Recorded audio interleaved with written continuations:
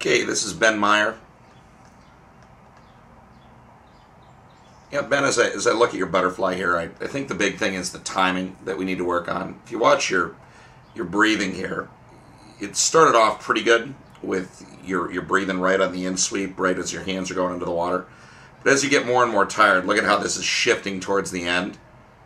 You see it there, there. You're breathing as your hands are exiting. We want to breathe as your hands are just starting to catch the water and then driving that head down early so we can take care of it.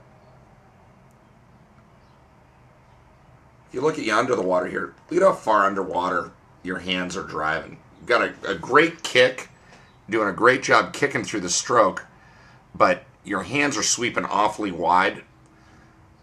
So what we want to do is set our hands in front of our shoulders, and then instead of pushing out, when you set your hands in front of your shoulders, just bring them under your body. There's no need for that big wide press out on the front. Just bring it under, push it back, make sure you're breathing as those hands enter, and that should help. Into the backstroke. Good underwater dolphin. Hips are a little bit low on the underwater. I think this looks pretty good. We're going to want to take a look at it underwater, but it looks like you're really sliding your hips around quite a bit. We need to keep our core a little bit more rigid. Off that wall, you want to make sure a little bit longer and flatter. But if anything, I mean, it just looks like your hips are low. I think your kick looks pretty good. Could have some more toe point. Make sure you're not bicycling with your feet. Kick. You don't want to have your knees popping up out of the water like that. As we're looking at under the water here, see what I'm talking about, how your body's all twisted up and pivoted? I think this looks pretty good as far as the pulling. Could stand to roll a little bit more, but we've got to get those hips up, and that's just a question of pressing your hips up a little bit more and possibly laying your head back just a little bit more. And I think that'll help quite a bit.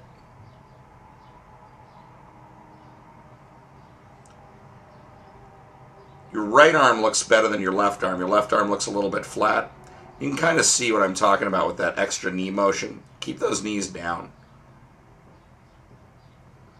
Okay, into the breaststroke.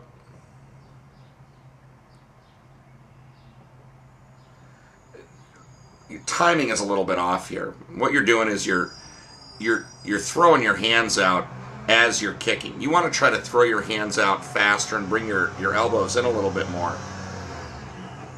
And that way we should be able to be a little bit better.